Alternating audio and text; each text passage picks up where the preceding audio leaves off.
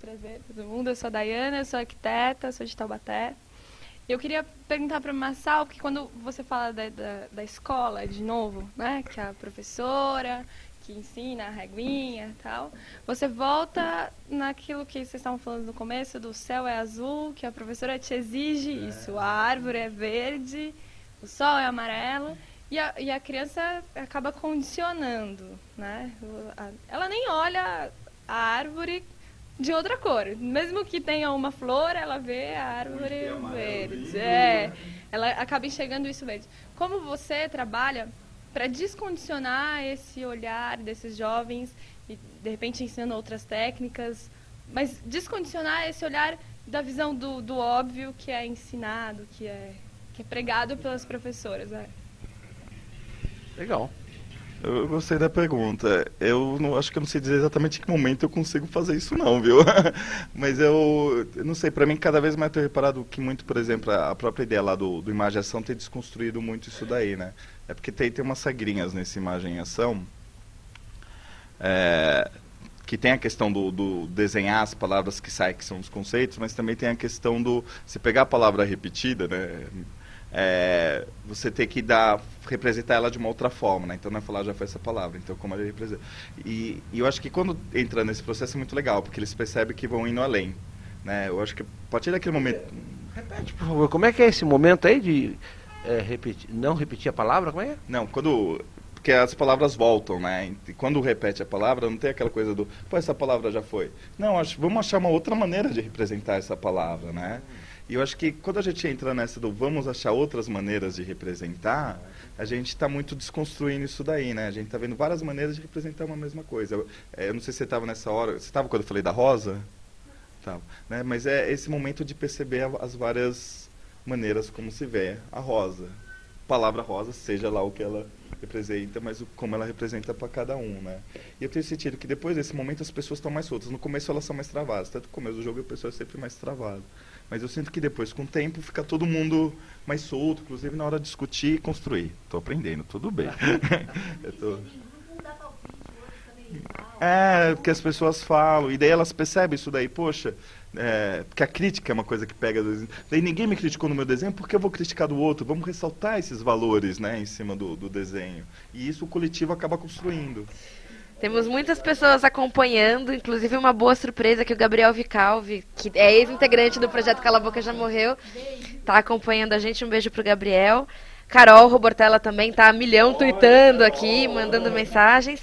E a Fê Soar, ela manda uma pergunta, Massal, que diz assim: como trabalhar educomunicação dentro de uma perspectiva democrática, vendo que em muitos locais temos ela como um processo de verdade única? Eu gosto muito de um poema do Paulo Leminski, né, que se chama Erra uma Vez, né, e que ele fala assim: eu nunca cometo o mesmo erro duas vezes, já cometo 2, 3, 4, 5, 6, até o erro aprender que só o erro tem vez. E aí eu acredito muito no valor do erro, na verdade, né. E eu falo de valor do erro no sentido do... não sei, para mim eu vejo que cada vez mais o erro é ligado à punição, né? Se você erra, você é punido, né? Se erra em casa é castigado, se erra na escola te nota baixa, se erra no trabalho não recebe o salário, ou recebe uma advertência. Quer dizer, o erro é muito ligado à punição, e isso está entrando numa ideia do... não podemos errar, né?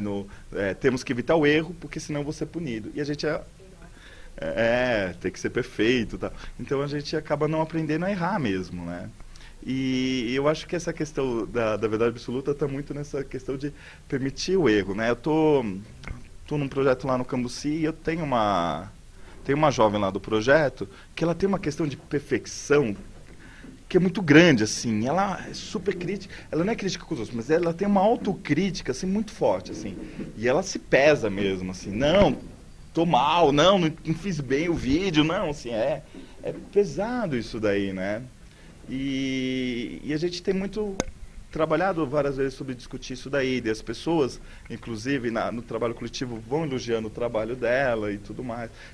E ela vai estar percebendo, inclusive, como está mudando o trabalho dela e tudo mais. E outro dia ela chegou e falou assim, pô, Marcelo, sabe o que eu estou aprendendo muito aqui?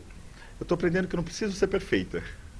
né? E isso é muito legal, assim.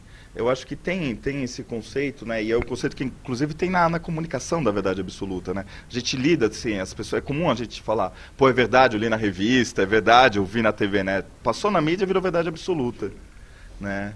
E uma coisa que eu acho que... E isso ajuda nesse processo, é que a partir do momento que a gente está gerando comunicação, a gente também está percebendo que o que está na TV não é uma verdade absoluta, né? É um ponto de vista de alguém, assim como quem está naquele grupo também está construindo um ponto de vista. Tá ficando cheia a casa, hein? Que chique. Thiago? Oi, Marçal. Prazer. Prazer. Você falou no começo da sua apresentação sobre a questão do diretor de arte, assim, no jeito mais comercial de fazer design, né? E, ao mesmo tempo, quando você estava falando do processo das conferências, você falou em mediador. O que seria, o que se destaca, assim? Como é o mediador dentro desse jeito de fazer design numa perspectiva mais de educomunicação? A diferença entre o mediador e o diretor de arte. Boa, hein? Boa, né? Olha, vou falar bem pra mim, tá? Mas eu acho que tem muito a ver também com essa história da verdade, mas eu acho que tá muito no saber escutar, né? E enquanto mediador, eu acho que uma coisa que eu me treino muito é o saber escutar aquele grupo e valorizar o que aquele grupo contribui, né? E daí como você faz o link em cima disso, né? E eu acho que a história do erro também vem nisso, né? A partir do momento que a gente... do erro não, da verdade absoluta, vem nesse sentido também. A partir do momento que você aprende a escutar, né? Você começa a escutar, e escutar o que as pessoas estão falando, estão trazendo, né? Você também está aprendendo a lidar com uma verdade não absoluta, porque as pessoas vão trazer pontos de vista, porque elas tiveram vivências diferentes, né? Então é aprender a escutar isso daí. Ó. Não, em relação à pergunta do Thiago, assim, qual é mais ou menos a diferença do diretor de arte para o mediador? O mediador é justamente o cara que vai reunir várias opiniões diversas num grupo, a chegar num conceito final com a opinião de todos. Não simplesmente vai definir o que é esse é o melhor e ponto final, vai levar lá o nome dele como o diretor de arte responsável pelo projeto, porém não ressaltando, como você falou, do ego, da equipe que produziu, entendeu? Então a diferença seria isso daí, da pessoa saber mediar um grupo de pessoas com várias opiniões que vão chegar num resultado que não é o padrão que a gente está acostumado, é um padrão de várias pessoas com bagagens culturais diferentes, como você falou agora há pouco, né? E pensou que não necessariamente um conceito, um jeito só, né? Mas a possibilidade de que no final desse processo várias visões diferentes também convivam, não? Não, perfeito. Eu acho que esse é o mais rico, justamente perceber. Eu acho que a partir do momento, para mim eu acho que o mais rico até o mais rico desse processo todo é que não só eu estou escutando, quando o grupo todo tá todo mundo se escutando, né? Então eu acho que esse momento do perceber esses vários pontos, várias visões e tudo mais. Mas eu acho que é importante isso, né? Essa coisa pô, a pessoa tá olhando o produto e ela se vê ali, né? Ela se vê como criadora dele e não só o cara que tá o nome lá, né? Até porque nesse processo não vai só o nome daquele cara, né? A gente assina enquanto grupo, enquanto coletivo, enquanto construção, ótimo, né? Mas eu estava falando do stencil, né? E daí eu descobri que o stencil está trazendo uma coisa muito legal, que devido à questão do stencil, que você tem que ter estruturas que segurem a imagem, né? Podia ter trazido uma máscara, vacilei, mas porque ela é uma máscara mesmo, né? Uma cartolina recortada. E você tem que ter estrutura, você não pode fazer qualquer desenho, porque senão cai tudo, né? Fica um buracão. E eu tenho percebido que isso tem, inclusive, ajudado as pessoas a perceber a questão da simplicidade, né? Então, como eu chego numa simplicidade de imagem, né? De, pô, eu ainda estou passando a minha mensagem, não precisa ser uma coisa super complexa, super bem desenhada, tal, né? Mas que essa simplicidade, ela consegue trazer uma mensagem. E que, inclusive, a gente pode criar elementos, né? Elementos diferentes e mesclar esses elementos. A gente não precisa, né? Então, por exemplo, esse daí que tem o sol... a pessoa juntou duas máscaras e pegou uma máscara e reproduziu, né? E que dá uma outra liberdade criativa em cima da própria reprodução. Então não é uma mera reprodução, né? Há uma nova criação dentro da reprodução e que está incorporada nesse coletivo. E eu tenho gostado bastante ultimamente de trabalhar essa ideia do stencil, tem saído mensagens bem bacanas, assim, né? E tem tanto o trabalho da conferência como de outro projeto que foi em Santos, que chama Rio do Nosso Bairro, que é um trabalho lá de uma organização lá do litoral, né? E daí a gente, o pessoal fez umas bandeiras, fez uns estandartes, né? E daí ficaram bem bacanas através do Stencil. Os estandartes saíram da ideia de queremos passar nossas mensagens que a gente está botando na carta e passar em símbolos, em imagens, para que as pessoas vão... E isso foi para a rua, né? Então, normalmente, vamos levar para a rua. Né? E outra coisa que tem saído também muito, que é o último slide, na verdade, além do e-mail. Pode ir, Fê. É a questão também do recorte, né? Então, brincar de colagem e tal e tudo mais, né? E daí entra também, né? Pô, não sei desenhar, tal, tudo bem, mas a gente tem elementos, a gente pode. Então, qual a mensagem que a gente quer passar? Qual a imagem que a gente tem, né?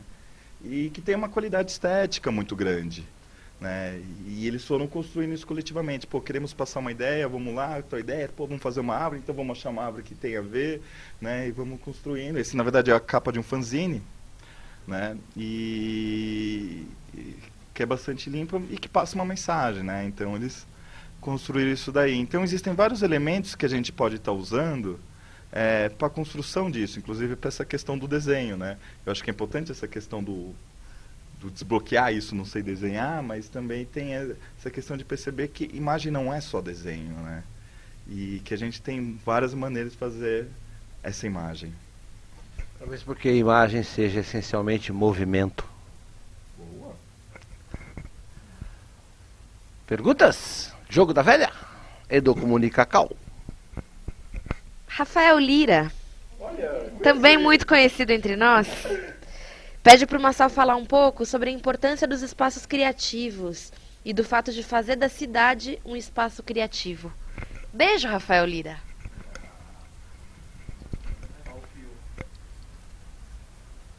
Obrigado, Godinho. Para quem não sabe, eu e o Rafael Lira temos um movimento chamado GMM, que é Gordinhos Muda Mundo.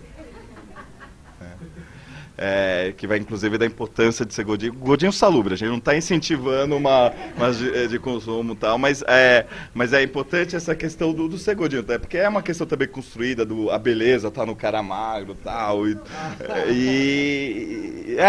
tudo começou porque acusaram a gente de ter roubado comida, velho. As pessoas, a gente tava numa mesa e daí comendo pão e daí alguém pegou o pão de uma garota e ela já achou que era a gente. Daí eu falei, pô, só porque é gordinho a gente rouba a comida dos outros, né?